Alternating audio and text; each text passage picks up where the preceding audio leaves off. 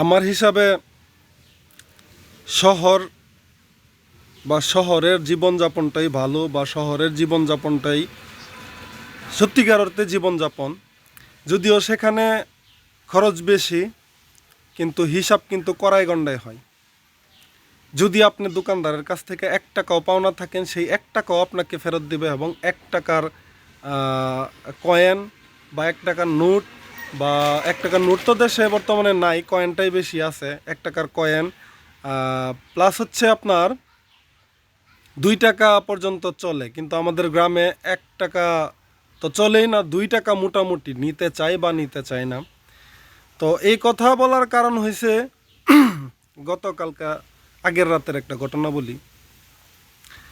তো আমার দোকানে পাঠাইছিল একজন মোমবাতি আনতে, তো সে টাকা দেয় নাই, বলছে যে পরে আমি দিয়ে দিব না। তো 2টা মোমবাতির দাম আসে হচ্ছে 20 টাকা। আমি 50 টাকার নোট দিলাম, পরে বলতেছে যে 25 টাকা খুচরা আছে, 5 টাকা পরে নিও। আচ্ছা, সমস্যা নেই, যেহেতু এলাকার দোকান, 5 টাকা পরে নিলে তো আমার কোনো সমস্যা নেই। তো এটা গেল। পরে আবার আমার কাছে 20টা টাকাই ছিল, ওই 25 টাকা থেকে 20 টাকা। তো আমার আবার যে কোনো একটা কারণে রিক্সা দিয়ে একটু এক জায়গায় যাইতে হয়েছে, তো ওরে তো 10 টাকা দিতেই হইব। রিক্সাতে উঠলে আর নামলে 10 টাকা, সেই জায়গার মধ্যে সেখান থেকে আইসা আবার 10 টাকা। তো আমার সাথে ওইখান থেকে আরেকজন উঠছে, উঠার পরে ওই 9 টাকা ভাঙতি দিছে। ভাঙতি দেওয়ার পরে সে আমারে বলতেছে যে ভাই, আমার কাছে তো আর টাকা নাই, এই 9 টাকাই নেন। আচ্ছা ঠিক আছে, সমস্যা নাই, নিলাম। 1 টাকা তো কোনো বিষয় না।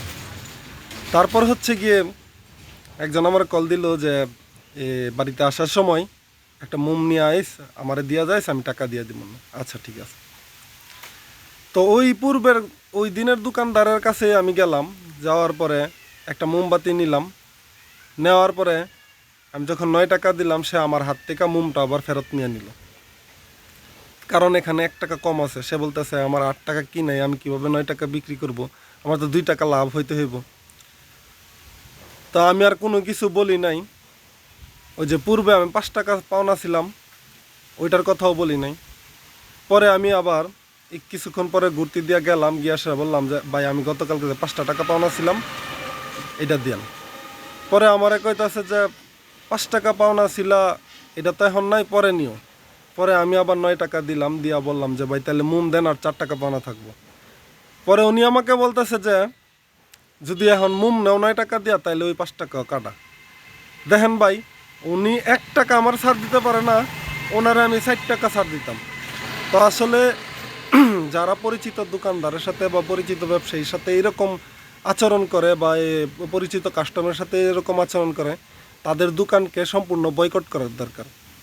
তো আমি নামটা বলতে চাচ্ছি না, নামটা আপনারা যদি কখনো এরকম বিপদে পড়েন, বা কেউ যদি এরকম সমস্যার সম্মুখীন হয়ে থাকেন, তাহলে অবশ্যই আমার কমেন্ট বক্সে জানিয়ে যাবেন। আসলে পরিচিত বা গ্রামের দোকানদাররা বা গ্রামের মানুষরা আসলে কতটা স্বার্থলোভী বা স্বার্থের জন্য কাজ করে। তো আসলে বুঝতে পারতেছেন যে আমার মনের দুঃখটা, যে সে তার কাছে আমি 5 টাকা পাও না, সে 1 টাকার জন্য আমার কাছ থেকে মোমটা আমার হাত থেকে আবার নিয়ে নিছে। যে আসলে মানুষ কতটা স্বার্থলোভী। সবাই ভালো থাকবেন। আসসালামু আলাইকুম।